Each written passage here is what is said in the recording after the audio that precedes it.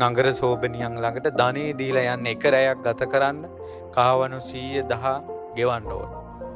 නමුත් තමන්ගේ කසාද බඳිනවා. බැඳලා තමන්ගේ නෝනා එක්ක යා හැමදාම පවුල් කනවා. පවුල් කාලේ ඊකිට හරියට කණ්ඩවත් දෙන්නේ නැත්තම්. ඒක හිත සතුටු වෙන විදිහට අඳින්න පළඳින්න දෙන්නේ නැත්තම්. චේන් එකක් මොද්දක් කරාඹුවක්වත් ඒකිට ගෙනත් දීලා නැත්තම්. ඒක පව් සිද්ධ වෙනවා.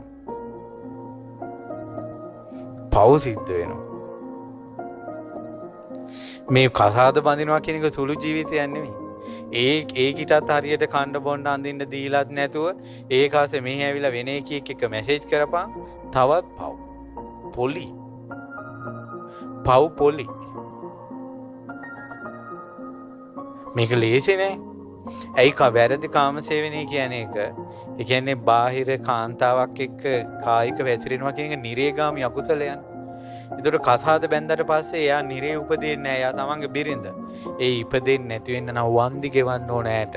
වන්දි ගෙවන්නේ කොහොමද? එයාට කන්න බොන්න දෙන්න ඕන. අඳින්න දෙන්න ඕන. එයාව නඩත්තු කරන්න ඕන. එයාගේ ලස්සන අපි පැහැරගත්තා නම් ඒ කෙල්ල ආභරණ වලින් හරි අපි ලස්සන කරන්න ඕන.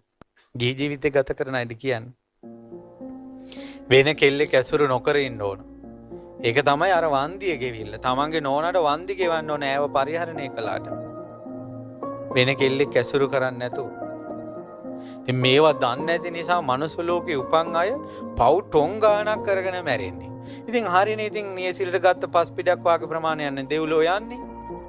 මහ පොළොව වාගේ ප්‍රමාණයක් හතර අපාය යනවා. කීම හේතුව?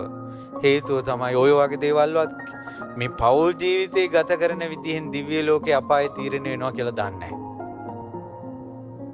ලේසි නෑ දුවේ පුතේ මේ පින්වතුනි. මේක ලේසි නෑ.